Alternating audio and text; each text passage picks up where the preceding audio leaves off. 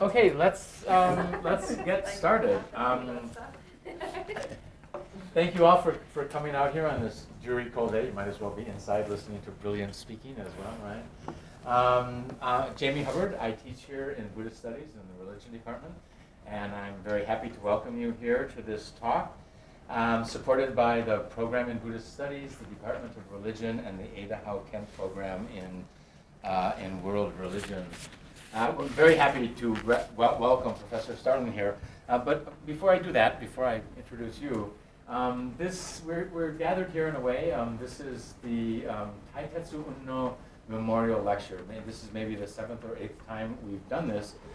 Professor Unno, some of you know him, of course, was really, the beginning of Asian studies here at Smith College. There's a handout here that you can please take that has sort of his, resume or academic stuff on the back of it, because I don't want to go through all of that. So if there's this that you can take to remind yourself of all of the things he's done. But I'm just thinking, personally speaking, we came here in '85, and Professor Unno was here 15 years earlier, and for him, listening to his memories, it was a little bit scary coming here as a Japanese American brought up on the West Coast in a Buddhist family, coming out here to the East Coast, and particularly kind of to Western Mass. And he described vividly to me his memory of sort of showing up here and seeing the great white steeples of the many waspy churches that we have all dotting our landscape, and feeling a little bit scared as an Asian American coming out here. But he persevered, and really, I'm going to say, sort of single-handedly founded Asian studies here at Smith College, including teaching Japanese language, and of course Buddhist studies, both here and across in the valley. He was really quite a pioneer.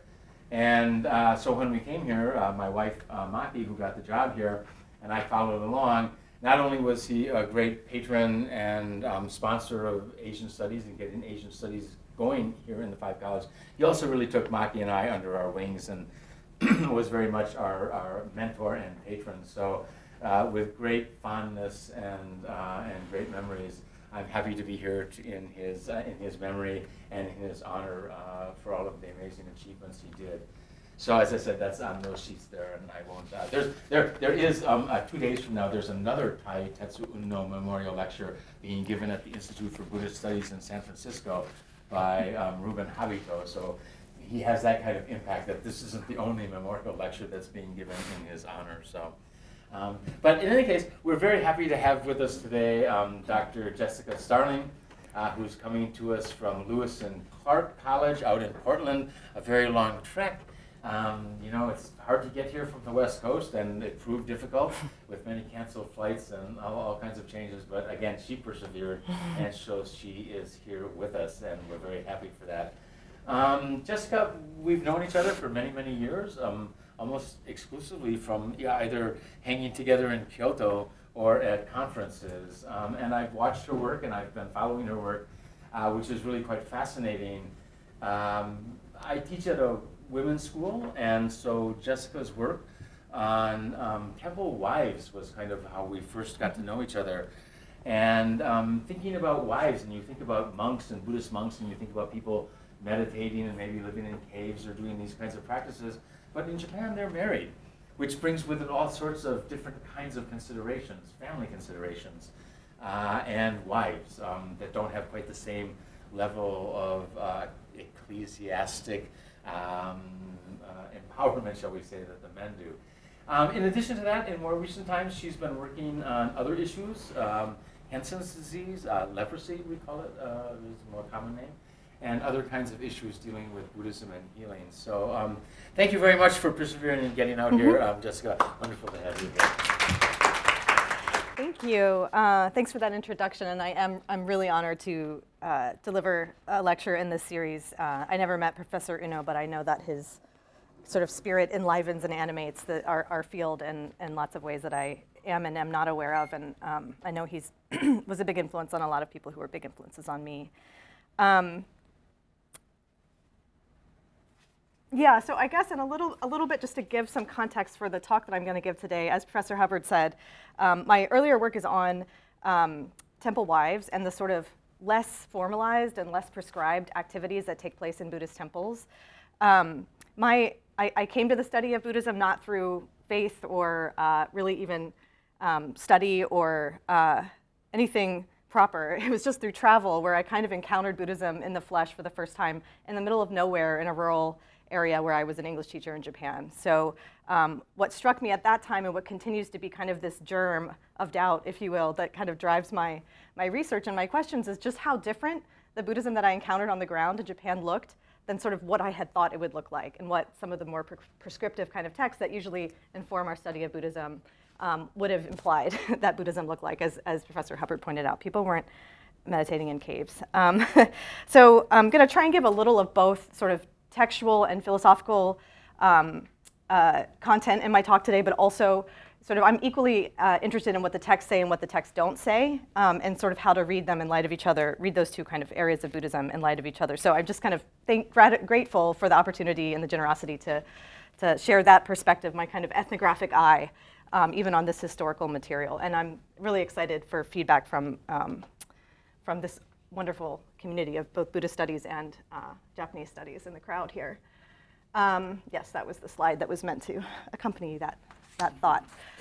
So we have this statement: anywhere the Dharma is being taught, you will find many women in attendance. And this has been true since olden times. So wrote the editors of a volume of preaching materials for Jodo Shinshu women published by Hosokan Press in 1932, or 1930, sorry. There's certainly no shortage of Buddhist teachings propounded especially for women throughout Japanese Buddhist history, implying their continual presence as audience members. But if women have always been an audience for Buddhist teaching, then what have they heard? Of course, that phrase evokes the well-known first line of all Buddhist sutras, thus have I heard. However, in those cases, what was heard was also written down. This is overwhelmingly not the case for female audiences in Japanese Buddhism. So to introduce the sort of conundrum at the heart of my study of modern Buddhist women and propagation materials for modern Buddhist women, particularly, specifically adherents of the Jodo Shinshu, I want to just sort of paint a scene for you. So in 1908, this picture is not from 1908, the open space in front of Amida Hall in the Nishi Honganji Temple complex in Kyoto, some 10,000 Buddhist laywomen gathered to listen to speeches by leaders of both branches of the Jodo Shinshu, so Higashi and Nishi. So we have these chief administrators giving speeches, as well as the mayor of Kyoto there to speak to them. Those who attended this national convention of Buddhist women represented just a small portion of the roughly 200,000 members of local Buddhist Women's Association, Bukkyo Fujin across Japan, just within this one sect of the Jodo Shinshu. And as with many other gatherings of laywomen, we have only a record of the speeches delivered to them by public figures. These figures included one woman, the General Secretary of the National Buddhist Women's Association, which had sort of just formally been convened and formalized as a national network, Ōtani Kazuko, who is also the wife of Nishi Honganji's abbot. For the most part, these women were not speaking. These thousands of women were not speaking. They were listening. Indeed, the most visible way that Buddhist women have enacted their faith in Japanese history has been by gathering, whether in small numbers in homes or local temples to discuss a reading or listen to a lecture, or in larger numbers in public spaces to listen to speeches and participate in rituals. So this talk focuses on just a few decades of that history, sort of the last few decades of the Meiji period.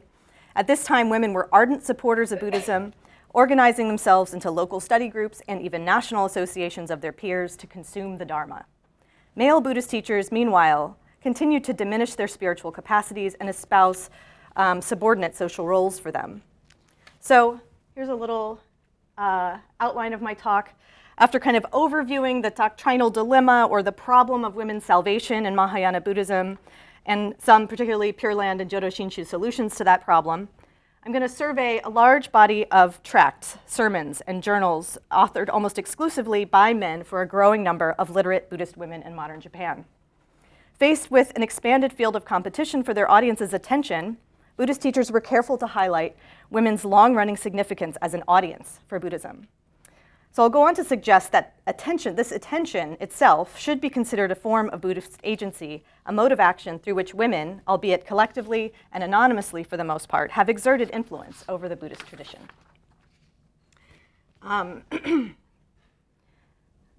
So I'll sort of talk about these tracts and what they contained, and I'll put that in the context of the sort of changing social role and publicly available roles for women in Japanese society. And then I'll make sort of some concluding insights about what that might say about how we understand women and their participation in the tradition. So let me then start with the problem of women's salvation in Mahayana Buddhism. I know there's many people here, this is going to be review, and then maybe there's some students who have learned this, but it'll kind of deepen and reinforce what you might have learned in your Buddhism class. So the putative goal of Mahayana Buddhism, unlike earlier forms of Buddhism, in which practitioners might seek to become enlightened disciples, is the attainment of complete and perfect enlightenment, right? Samyak Sambodhi, the same enlightenment that Shakyamuni himself had attained. So why is this a problem for women? Sorry, that's a little bit out of time. So there's problems, right? Because the body of a Buddha is usually understood to be a masculine one. It's adorned with 32 extraordinary marks of a great man, one of which is decidedly, at least one of which is decidedly masculine. These characteristics, let me see, I think there's a thing that's going to pop up here. Yeah. These characteristics were thought to be visible manifestations of the Buddha's spiritual attainments. Second, according to the traditional Indian system of rebirth within which Buddhism emerged, there are 5 states that female bodies cannot occupy. Alongside 3 others that are less significant for Buddhist soteriology, women cannot become a wheel-turning monarch nor a Buddha. This gender-specific limitation that's inherent in the Indian system of rebirth is known as the 5 obstacles, or at least that's how it gets talked about in the Japanese context. These technical considerations are clearly a problem for women who might want to attain Buddhahood. It is not a problem without a solution, however. So in Japan, the competing Buddhist schools of the Kamakura period each sought to provide a uniquely efficacious solution to women's soteriological problem. For instance, the doctrine of women's transformation into a man, Henjo Nanshi, was one way women could hope to avoid the soteriological glass ceiling inherent in the Mahayana Buddhist path. This device appeared frequently in literature for women related to the Lotus Sutra in particular, and in various Chinese and Japanese apocryphal sutras, albeit often quite ambiguously, the way that it takes place. The sex change trope also emerged in the Pure Land Buddhist tradition, inspired by a promise in the larger Pure Land Sutra that women would never again have to be reborn in a female body. So there's the vow in its whole. Let me just give some background in case folks aren't as familiar with Pure Land, the Pure Land tradition. The idea of salvation or rebirth in the Pure Land is based on the notion that devoting oneself to the Buddha Amida enables rebirth in a purified realm that would lack any obstacles to enlightenment. The realm is created through the meritorious actions of this bodhisattva, Dharmakara, or Hozo Bosatsu in Japanese, who made his very attainment of enlightenment contingent upon the creation of this ideal realm. So the bodhisattva's 35th vow in this sutra singles women out, right? This is the one that's most relevant to gender and the sort of gendered problem of Mahayana enlightenment. He said, "May I not gain possession of perfect awakening if, once I have attained Buddhahood, any woman in the measureless, inconceivable world systems hears my name in this life and single-mindedly, with joy, with confidence and gladness, resolves to attain awakening and despises her female body, is again reborn as a woman." In other words, she will never again have to be reborn as a woman if she fulfills these conditions. That's his vow. So the soteriological implications of this never again reborn as a woman are pretty ambiguous. But this ambiguity was gradually resolved by successive generations of East Asian exegetes. The 7th century Chinese patriarch Shandao explained that when female devotees of Amida died, they would I'm just using the Japanese word for Amitabha at this point because I'm going to mostly talk about Japanese examples. They would immediately transmute their female bodies so they would be able to become males. Solved. So this 35th vow of the larger Pure Land Sutra became merged with other Mahayana concepts, such as the 5 obstacles to Buddhahood, as it was explained that Amida would enable women to be reborn as men in his paradise. This ensured that women's spiritual liabilities also remained a part of their special spiritual solution. So Bernard Farr has described this as a kind of Buddhist doublespeak, in which male proselytizers simultaneously affirm women's religious problem while also offering a religious solution, one which usually requires intercession by male clergy. Mahayana sexism, Farr writes, pairs discrimination and salvation and ties both to the logic of proselytism, of conversion. This doublespeak is what made Buddhist discourse so efficacious, he says, and caused the adhesion of the principally concerned party, women, who interiorized patriarchal values while they believed to be working for their salvation. Fair enough. However, I want to dive a little bit more deeply into some particular Jodo Shinshu interpretations of women's spiritual status vis-a-vis the spiritual status of all sentient beings. Specifically, women were not the only beings understood as being burdened with spiritual liabilities. Are you all seeing this nice pop-up? That's fun. Okay.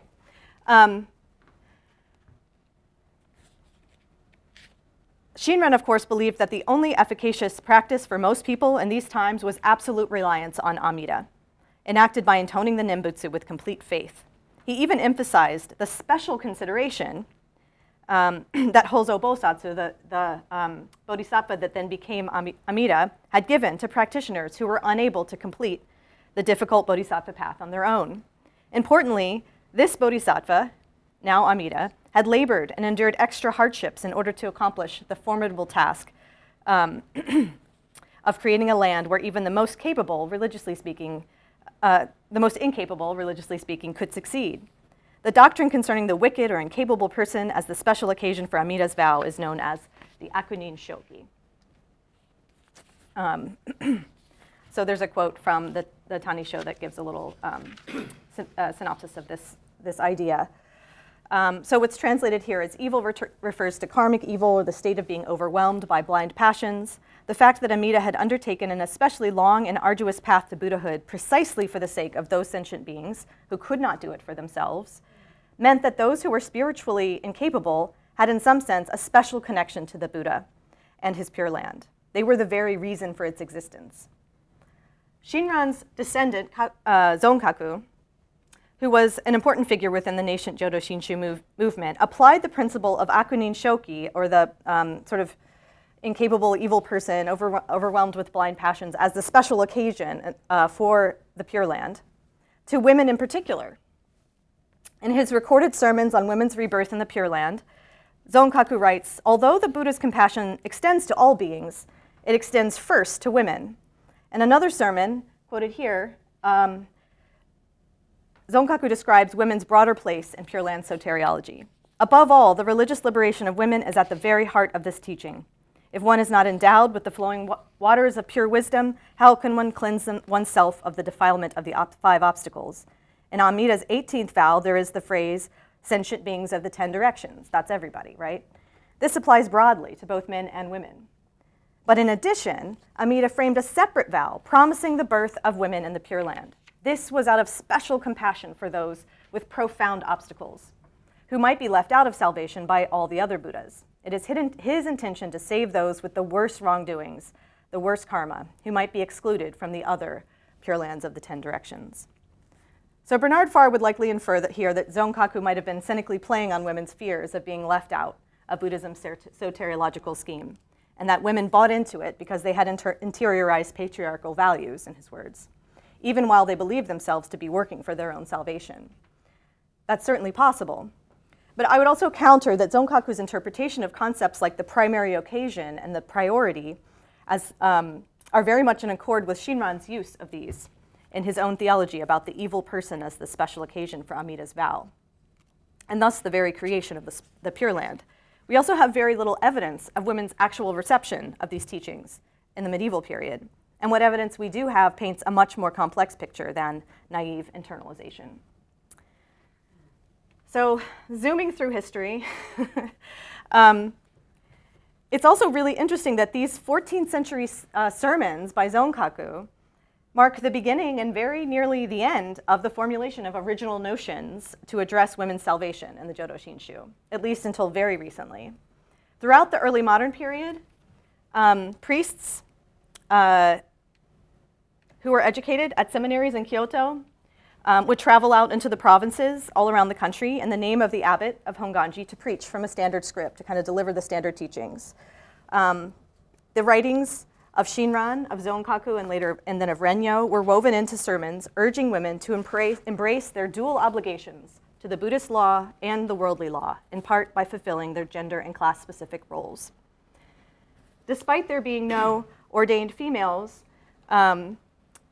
ordained women, or female authors of doctrinal texts during this period, women's attentive, gathered presence is implied by the very production of sermons directed specifically to women. Women were, in short, the very occasion for the teaching.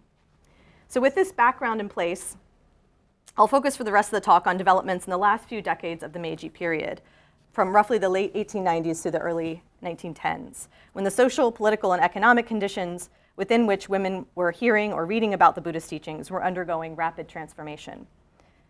Despite, or perhaps because of, the rapidly changing social and political landscape in Japan and the increased level of literacy and education of the female Buddhist population, Zonkaku's message of women as the primary occasion for the Pure Land Buddhist teachings continued to resonate. While male authors of the Buddhist teachings struggled to adapt to a rapidly changing cultural field, the women who constituted their audiences found themselves increasingly empowered by their education and their large-scale mobilization into religious and political associations. So in the modern period, several factors altered the nature of women's role as an audience for Buddhist preaching. First, they were more able to access the teachings as readers, and second, laywomen were organized into national networks that received considerable attention from institutional leaders. So I'll talk about that in a little bit more detail. So the late 19th and early 20th centuries saw a marked rise in women's literacy rates. The Meiji state actively promoted women's education, considering well-educated women to be no less than essential for building a rational and productive Japanese society. So by the end of the Meiji period, an overwhelming majority of women were completing primary school. So literacy now kind of extends across class lines, as it's no longer so sort of contingent on where you live and what class you're in and what access you have. So as an audience for Buddhist propagation, in general, they became not only listeners, but potential readers of the Buddhist teachings. Buddhist religious materials also became materially more acceptable as a result of advances in printing technology. So Buddhist presses such as Hozokan and Bunmeido could more cheaply produce and sell Buddhist tracts to a national audience of readers. A number of Buddhist periodicals also emerged to meet the demands of this emerging information-hungry market. The journal Hansei Kaizashi was launched by a Jodo Shinshu affiliated group in 1888 and is still published today under the name Chuo Koron. The long-running newspaper Chugai Nippo, which features reporting on happenings throughout the religious world, was first launched in 1898 as Kyogaku Hochi. So many individual Buddhist sects also began producing their own periodicals and distributing it through temples, and branch offices. So women were among the expanded lay audiences for these general publications, but I'm going to discuss in a minute how it's really remarkable how Buddhist authors and publishers often sought to produce reading material specifically for women, rather than expecting them to consume these general publications. So increased literacy and the ubiquity of Buddhist writing meant that women could more easily consume, and I use that term with some ambivalence, but something like that, consume the Buddhist teachings directly. So while later in the 20th century, such consumption may have become more individualized, you go to the store, you buy a tract that looks appealing to you. At this point, it seems like the context for women's reading and discussion of Buddhist teachings continue to be a fairly social one. Untold numbers of ad hoc study groups exist alongside local and eventually national Buddhist women's associations, which began to proliferate in the 1880s and continue to do so for several decades. So Buddhist lay women's associations and other kinds of lay confraternities, of course, they predate the 19th century, but they emerged in the mid to late Meiji period as a key site for establishing Buddhism's relevance, both in the Japanese public sphere and in the hearts and minds of Japanese women. An early example of a Buddhist women's association established among Tokyo elite will demonstrate how this newfound zeal for Bukkyo Fujinkai was, at least in part, a response to the diversification of options for self-cultivation and social engagement, especially at first among upper-class women. in the late 19th century. So the prominent Jodo Shinshu, oh, there it comes all at once, sorry, reformer Shimaji Mokurai formed the Fine Lady Religious Association in Tokyo in 1888 with this purpose. As he remarked in the group's inaugural ceremony at Nishi Honganji's Tsukiji Branch Temple, in the world, there are women's education associations, women's charity associations, as well as social clubs, hygiene societies, dance clubs, and many different associations such as these. However, something which is founded on the formless mind, in other words, an association for matters belonging to the heart, is still rare. So, while the outer form may appear to be opened up, the inner heart will be largely left in the dark. So Shimaji asserts Buddhism's potential to provide the spiritual underpinnings for the external aspects of social engagement.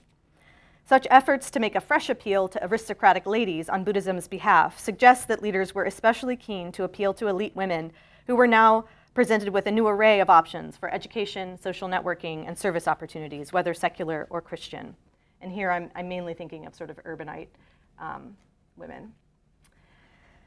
Japan's overseas military engagements provided additional motivation for Buddhist leaders to capitalize on women's energy, organization, and willingness to be of service. After the outbreak of the First Sino-Japanese War in 1894, all of the local lay women's groups in the Ōtani denomination were consolidated under the umbrella of the Kyoto Women's Dharma Lecture Society, and the abbot's wife, Ōtani Tsuneko, was installed as the group's national president.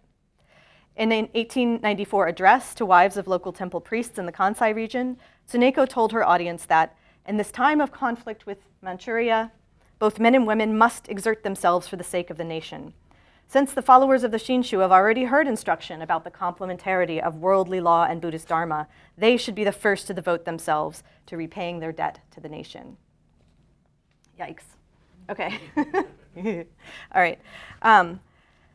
So modern Buddhist women's associations found both inspiration and competition in the form of the Patriotic Women's Association, Aikoku Fujinkai. This group's founder, Okumura Ioko, was herself a Jodo Shinshu temple daughter from Saga Prefecture. Her experience of accompanying her brother as a Jodo Shinshu missionary to Korea and Manchuria was one of the inspirations for her in her determination that women's concerted effort was needed to support Japan's overseas military operations.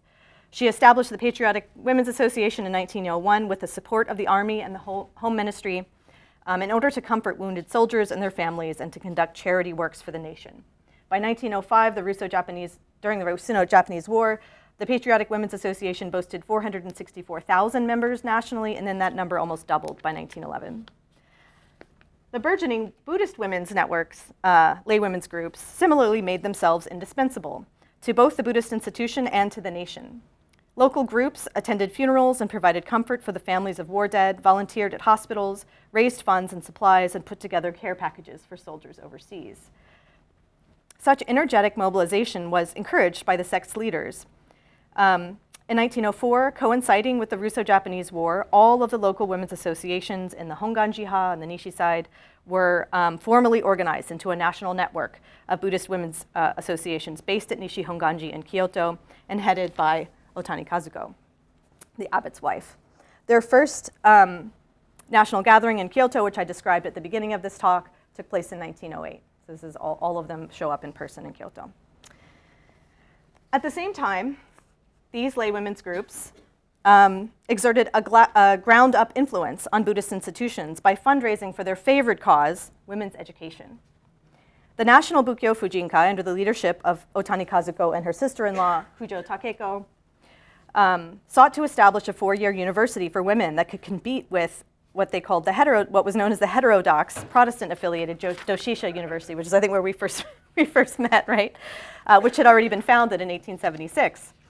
So Ōtani Kazuko used the occasion of these 10,000 Buddhist lay women gathering at Honganji's head temple in Kyoto to make a pitch for the establishment of a 4-year Buddhist university for women.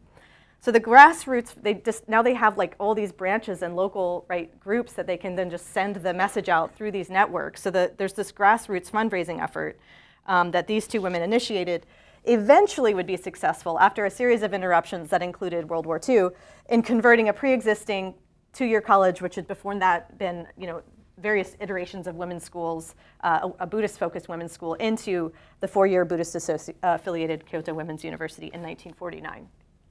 It took a while, but they did it. So a speech by the abbot, and this is on the Higashi side, on Ōtani-ha side, there's 2 major Jodo Shinshu sects that are just kind of echoing back and forth in terms of what they're doing with organizing women.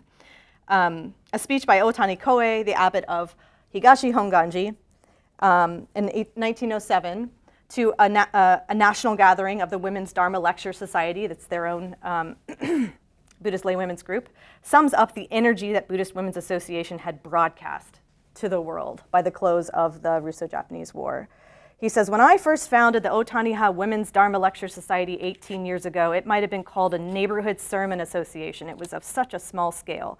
But these days, our sisters are acting with such concerted effort that they have truly grabbed the world's attention, thanks to the strenuous exertion of the members and the blessings of the Buddhas and the patriarchs.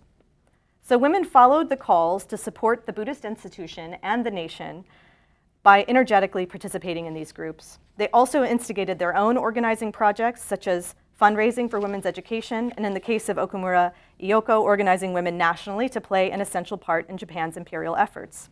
In the next part of the talk, I'll explore Buddhist authors and publishers' response to this concerted effort of Buddhist Women's Association and their voracious appetite for reading material. So these women's groups were clearly voracious for reading material and religious lectures.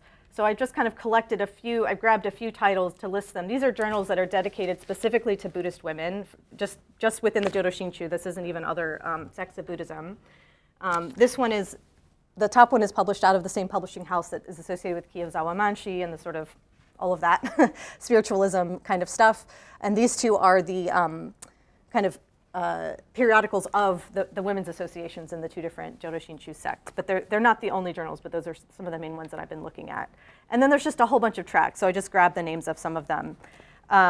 There's just a small sampling of the materials that are produced by Jodo Shinshu publishers and institutions in the mid-Meiji through the very early Showa period. More can be found in the archives and libraries of Jodo Shinshu affiliated institutions and in the National Diet Library's digital collection of modern sources. And in future trips to Japan, I hope to start kind of digging through these. In this talk, partly because I knew my audience would contain a fair number of Buddhologists, I started out talking about the problem of women's salvation in sort of doctrinal and philosophical terms.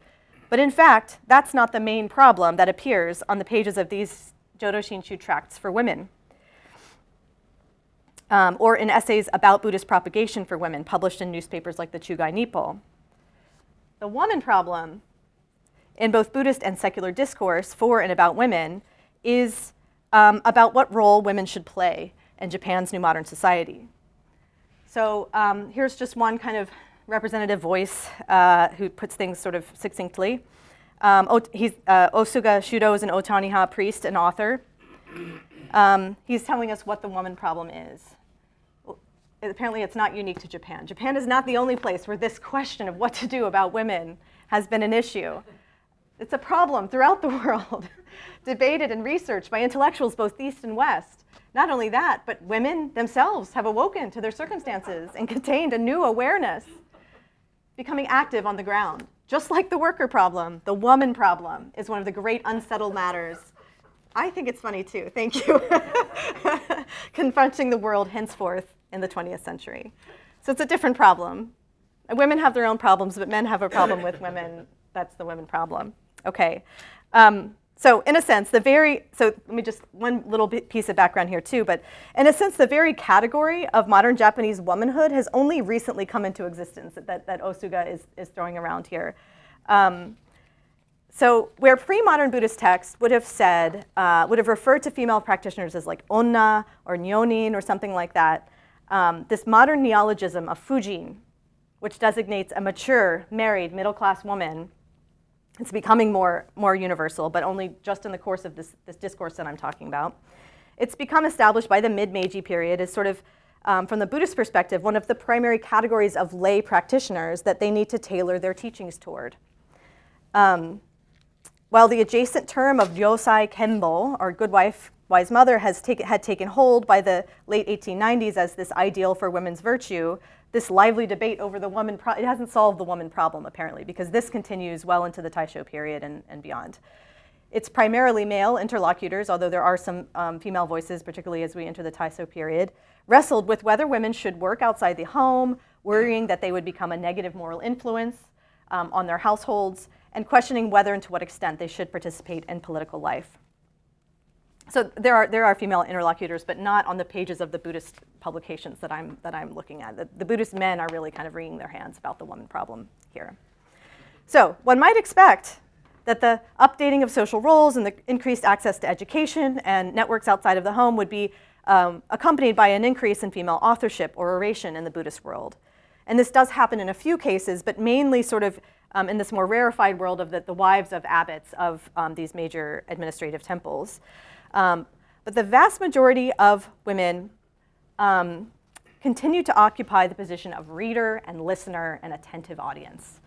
And some verbs that we might see as even slightly more active, such as a convener or a hoster or something like that, sort of, but I'll get into that. The bylaws of some of these sort of women's associations, the Women's Dharma Lecture Society, were explicit, this one over there, that the role of female officers, so there are female leaders of these groups, right? So they're self-governing, but the role of the officers are to provide the menu, I must be ready for dinner already, the venue for monthly sermons, right? Not to deliver the sermons themselves.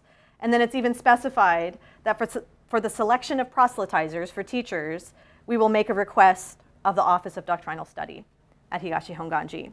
So women's roles are really explicitly envisioned as being to invite, to gather to listen to male preachers, a task that was, according to the group's mission statement, linked to their moral cultivation and religious salvation.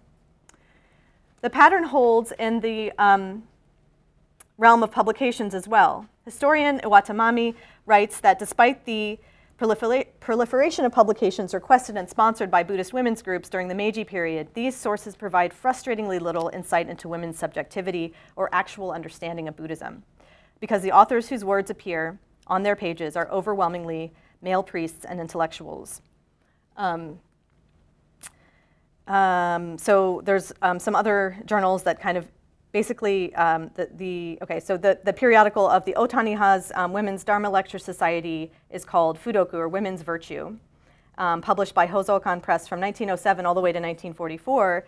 It mostly contains sermons that had been delivered to their association meetings. So again, we're picturing these gathered audiences in most cases, which meant that the authorship was overwhelmingly male because they're inviting male teachers to do this preaching. It appears that what women wanted in the case of this group was to draw on Buddhist and Confucian moral resources for living their lives as women. To this end, their organization invited some of the most prominent theologians in the Ōtani denomination to give lectures on doctrine and social ethics, and then distributed those lectures even more widely through their official periodical. The contents of the journal published by the Honganji-ha's Women's Religious Association was very similar.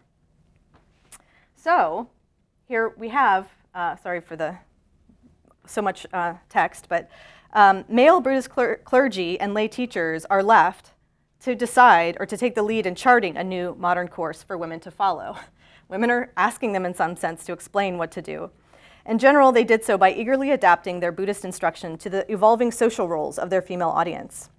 So an 1897 item in Joyo, a sort of monthly Buddhist bulletin of the Ōtani-ha called Various Kinds of Proselytization. So they're sort of dividing, naming practitioners and developing teachings for each of those type of people.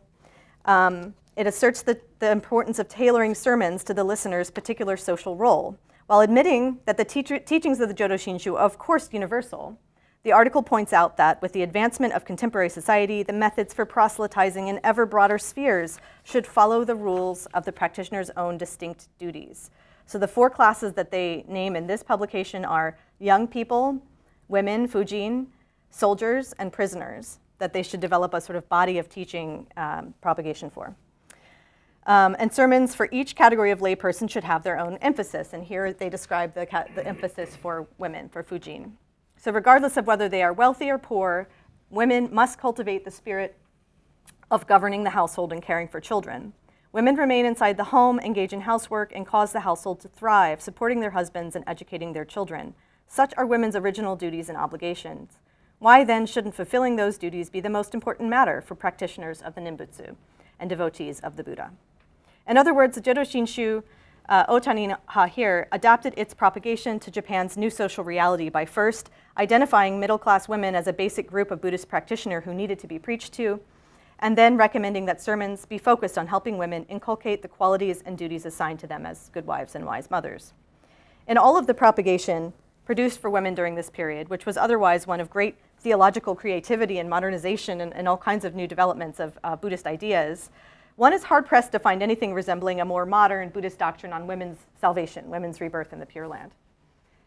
Just to give one example, and this is a little unfair, but it'll be fun anyway. Okay, so Soga Ryojin, right, a disciple of Kyozawa Manshi and an important player in the doctrinal reforms of the Ōtani-ha in the 20th century, published a sermon called "Listen to the Buddha's Commands for Women."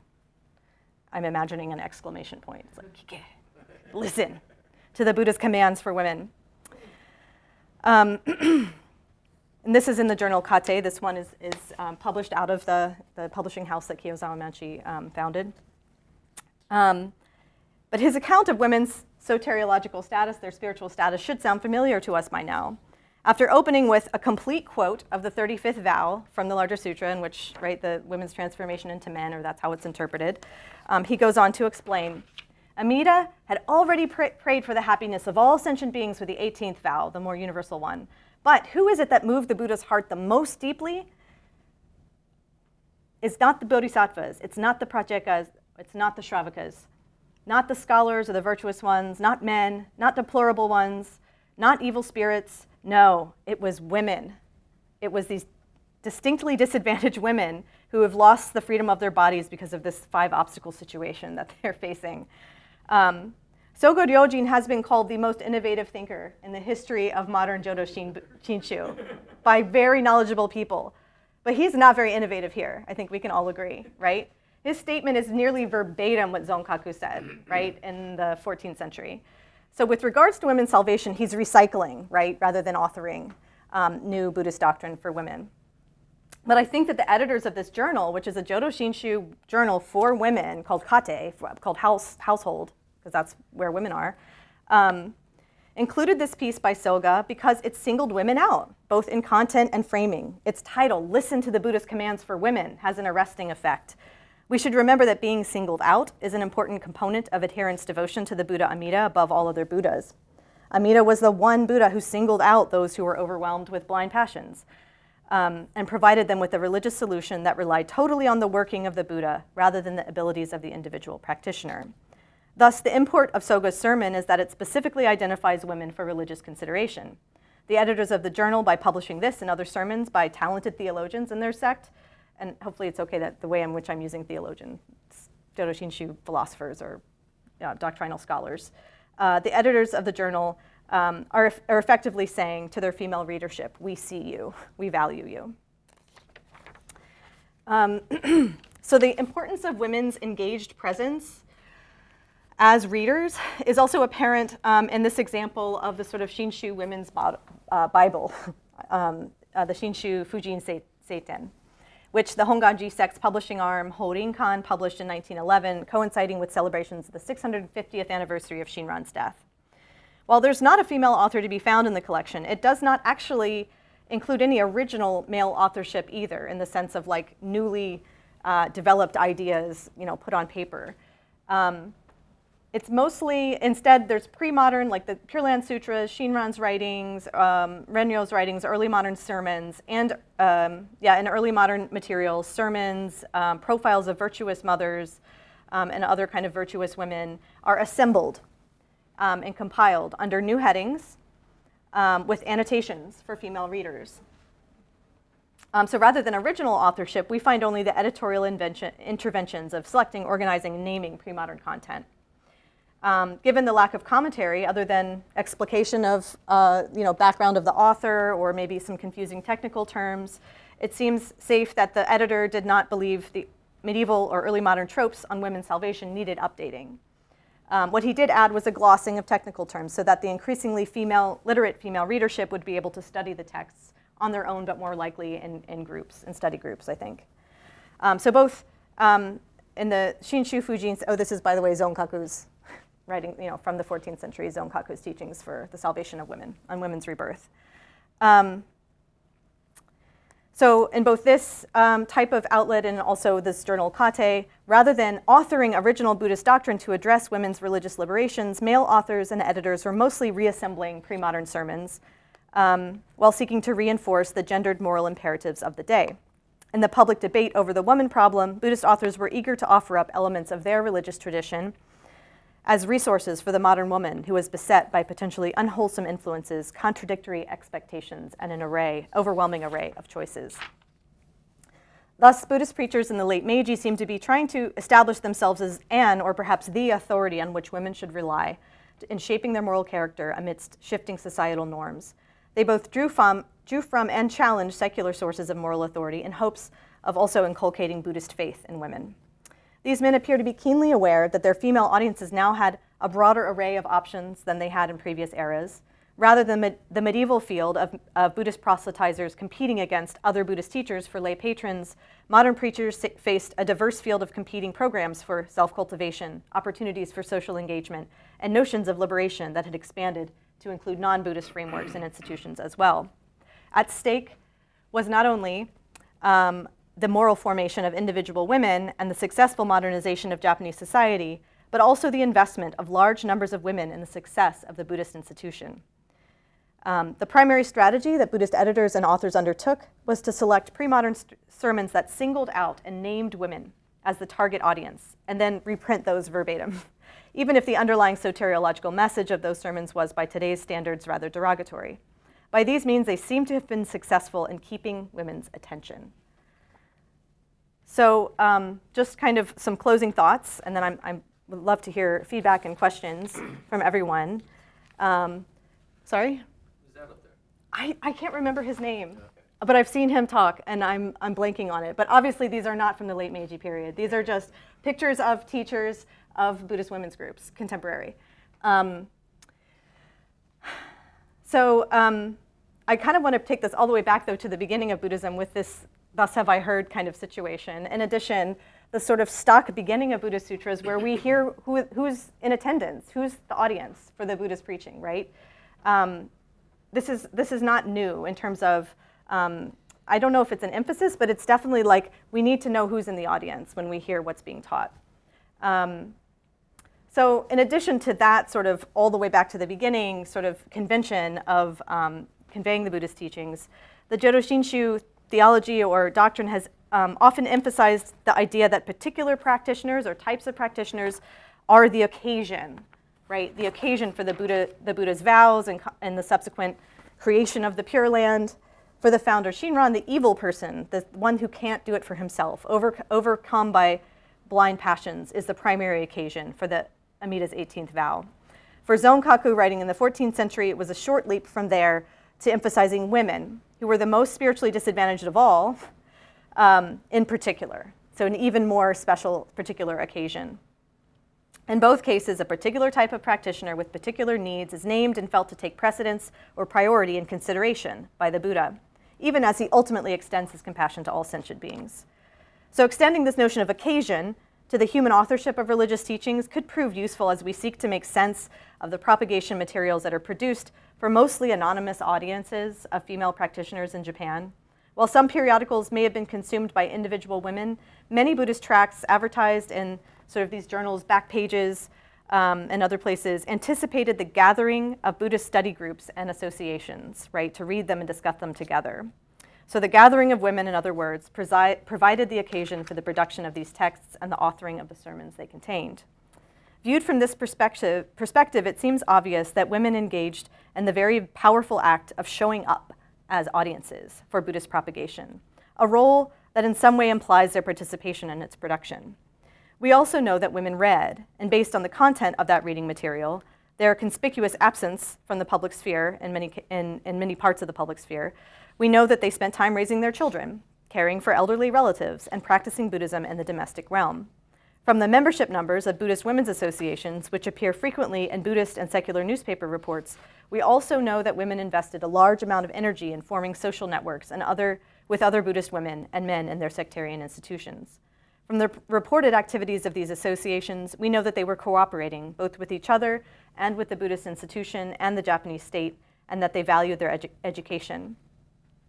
Often their activities took them out of the domestic realm, for instance, to attend reading groups that patronized the Buddhist presses, to gather for Dharma talks by male preachers, and to engage in charitable activities. Somewhat frustratingly for us scholars, very rarely did any of these activities individuate them in the historical record.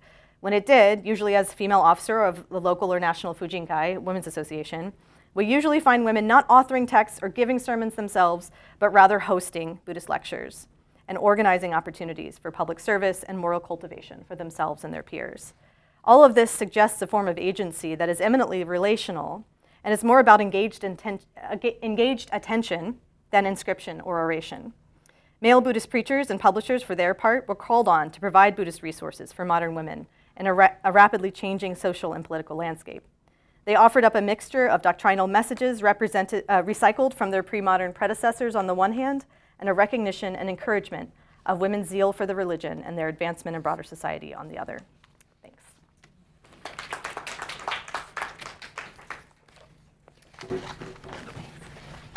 Thank you very much. We have some time for questions from the floor. Okay. Well, thank you. I'm actually a Shin Buddhist woman. So that was very powerful for me because I'm not Japanese, as you can see. And this guy was my teacher, so I kind of want to cry. So I guess my main question to you that kept coming up to me was, do you think, because correct me if I'm wrong, but you're sort of saying that this is the only path in Mahayana where women are given this pass for their sort of bodily dysfunction, I think.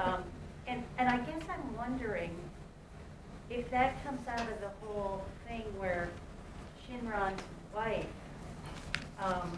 Aishi, I believe her name is. Ashini, yeah. Ashini. And then the fact that he has that falling out with his son, and then his daughter almost gets set up to be the abbot. I almost wonder if, like, there was this really kind of, you know, these women were these badasses that did this really cool stuff, and then, like, the guys get a hold of it, and, like, it stops. And I guess I'm curious what your thoughts are. That's a really interesting, and, you know, I always do want the women to be badasses, and then I second guess that desire because I'm like, well, it was just such a different time and place, and that maybe badassery looks a little different in that time and place. To your first question about whether it's the only option, it's not the only option. It's just sort of the line of the particular solution that I followed then all the way into the modern period. Okay. And so, particularly in the medieval period, there's lots of all the different preachers have their own solution to this problem, but they're all kind of taking the problem as the premise and then saying, well, this Buddha is giving you this option, and the Lotus Sutra actually has this solution wherein I don't really know what the mechanism is, but the dragon girl turns into a Buddha, so that's great. So there actually were multiple options, and even like I think with Shinran, he didn't really talk about women very much, but it was sort of in the next iteration of developing the doctrine after him, that this idea of the most incapable being in some way just having even a closer relationship to the cause of this whole thing that we're doing, which is seeking rebirth in the Pure Land. It was applied specifically to women because who could be more incapable? To the role of Shinran's family members, what's really interesting is that Ashini, in her writings, so I highly recommend James Dobbins' study of her letters between her and her daughter. She didn't see herself as becoming a male when she was reborn in the Pure Land. Like, she was going to still be Ashini in the Pure, like when she imagined what rebirth would be like. She wasn't picturing becoming a male version of herself. So while this is one of many reasons why I think sort of assuming that women are just sort of naively like gobbling it all up and believing every word that leaks out of the pen of these male writers is not really the right way to go. That she understood rebirth and that she would be reunited with her loved ones and things like that, but not like we're all, oh good, we'll finally all be men, like, you know what I mean? So I just think that's a more complicated question about what women heard, and we don't unfortunately have it written down a ton, but yeah, only in some exceptional cases. Yeah. Can I take us to the Meiji period? Please. Sort of the kind of growth of women's organizations of all stripes. I mean, my sort of assumption has been that the formation of the Buddhist women's groups is coming out of a reaction to the success of Protestant women's groups, and I'm wondering if you think that's accurate. I mean, I don't know. I think Sotozaki Mitsuhiro sort of suggests that in one of his books. And then my second sort of distantly related question is, what's the impact of the whole sort of anti-Buddhist movement of the early Meiji period on all this, right? Because Buddhism and Shinto are becoming separated. In new ways. Yeah. So that's a great question. And so the first question is, are they motivated by the success of women's, Protestant women's groups? They definitely are motivated, but I wouldn't say they're exclusively motivated by that. Like I kind of just keep seeing like inspired and, and threatened in the same way. Like, whoa, so these Buddhist women's, like in the case of Honganji, they actually had been doing this since the middle of the 1800s, at least, maybe even earlier than that. The head temple at Nishi Honganji had been, they called them Saishoko, like just excellent ladies societies or whatever. So they have this confraternity model, because in the Jodo Shinshu, they don't have monks and nuns, they don't have monasteries. So it's just these groups of lay people. That's their unit, of the building block of the tradition. So they had been doing like female targeted ones all over, even before the Meiji. And then, I haven't dipped down into the period where Buddhism was more persecuted. So this is a little bit after the dust has settled. And what I find most is them, in some of these cases, you can just hear them saying, okay, we know you have other options. And among those are Christianity, particularly for these urban, where they're trying to start, more proactively trying to start, there's different ways of thinking about how women are affiliated and what groups they would, identify with. They're already affiliated through their family with a temple, right? I don't think that's really drastically gone away. I mean, the model is kind of changing with the different economics of being a temple, but they're wanting them to affiliate in a different way. And I think with the Christian groups, that's like a a voluntary affiliation, so I think that's what they're kind of feeling threatened by and trying to fill that niche with some Buddhist options as well, and then make an argument for the Buddhism being like the best choice.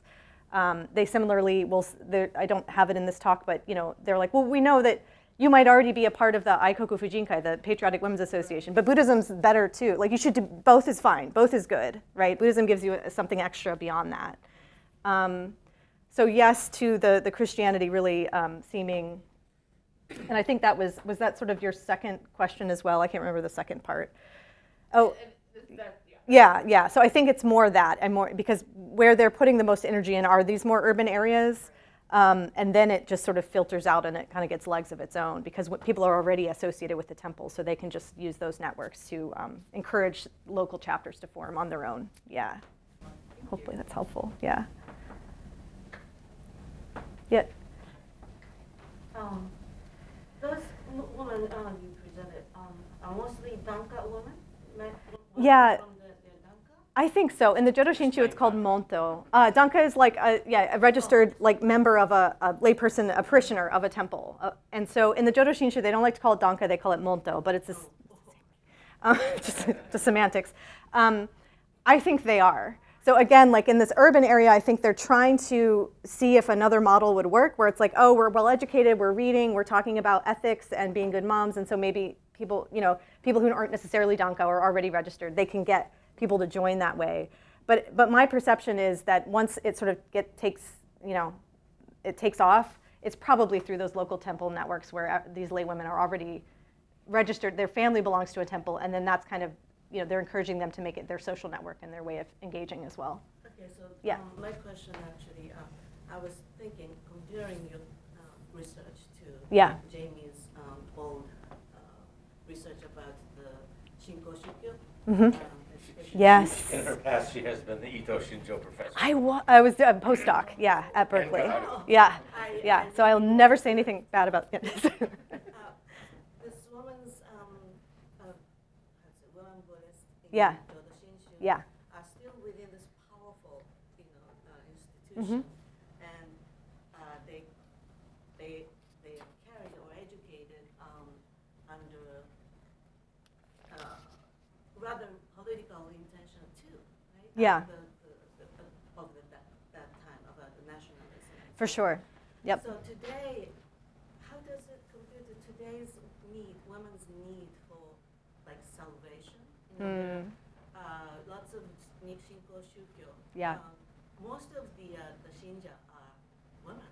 Mm-hmm. And then my understanding is they can't find the salvation or something for their heart. Yeah. Within the established Kisei Buddha. Yeah. So how do those Buddhist temples or the association, Yeah. organizations respond to that? So do you mean now or in this period that I'm talking about here? Do you mean? Yeah. Yeah. So I would say, I'll speak for just Jodo Shinshu.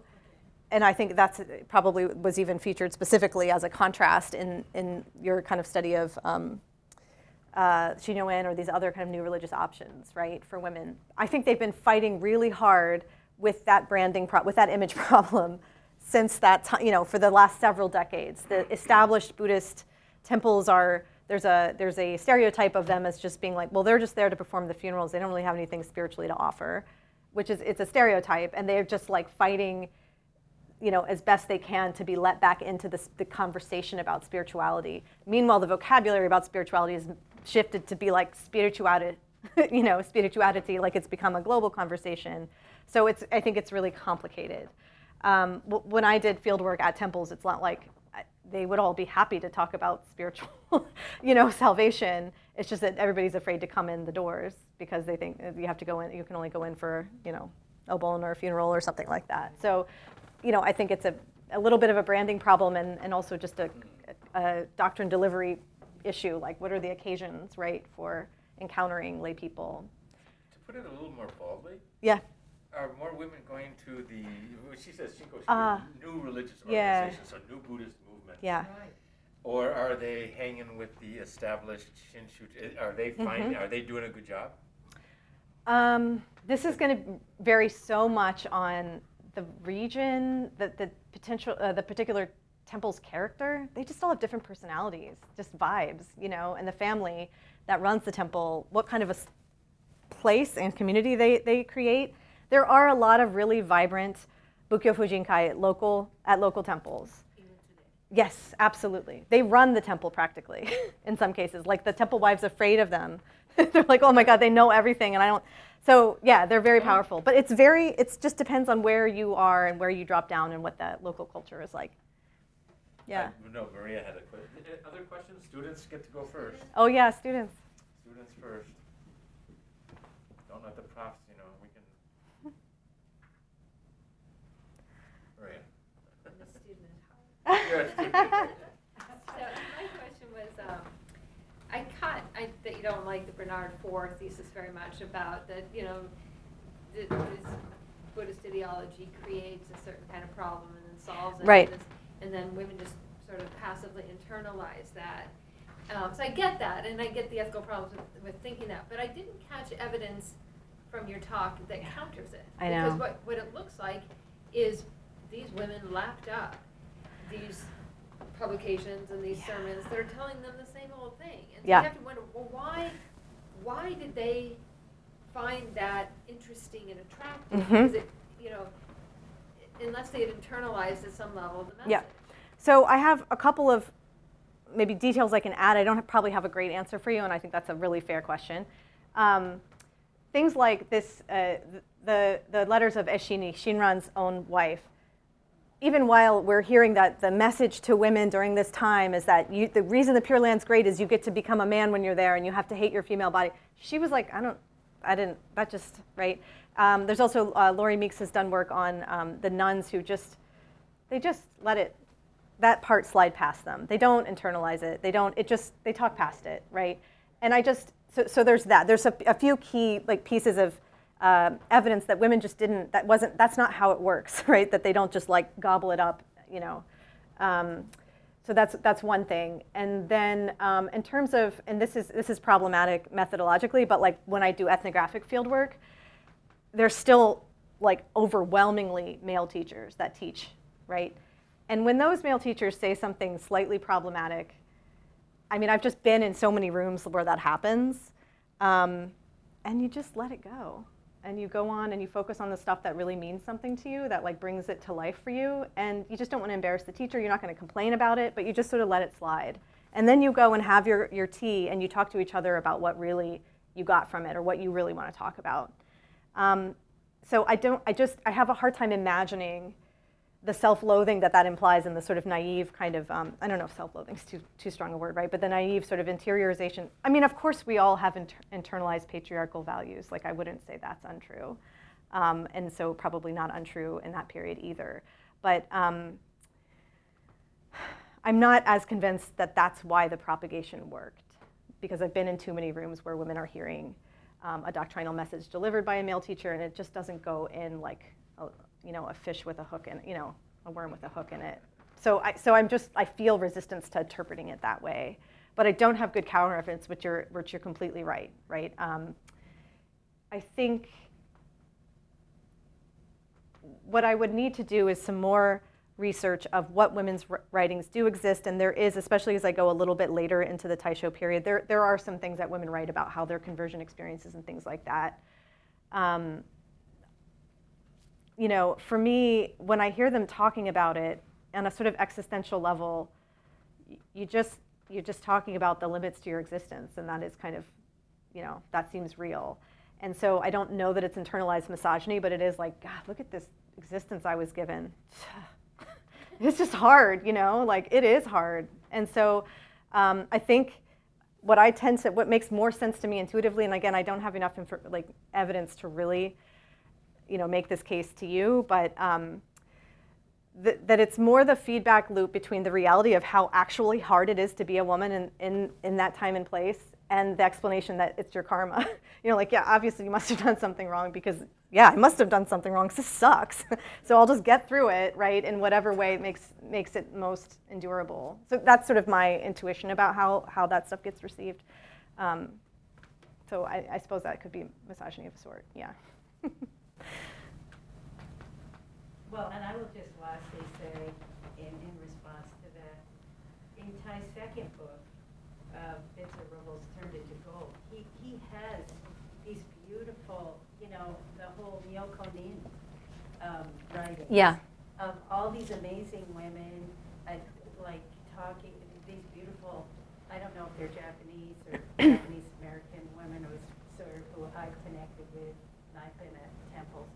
But I think they are Japanese women, and they really are talking about that. And to just go further into the power of the 18th vow, in the 18th vow is, I'm like forever held in the boundless compassion of infinite light and life. I mean, that's part of what they're kind of tapping into of, this woman. I think he writes about this woman who does all this poetry, caring for her husband with dementia. Mm-hmm. So again, it's, to me, I never felt, and I was always completely intimidated, like you said, by women within, and I couldn't even say it properly. Of course, Japanese is always corrected when I'm around anybody who knows Japanese, but they really do hold the temple. They're really powerful, yeah. Generations.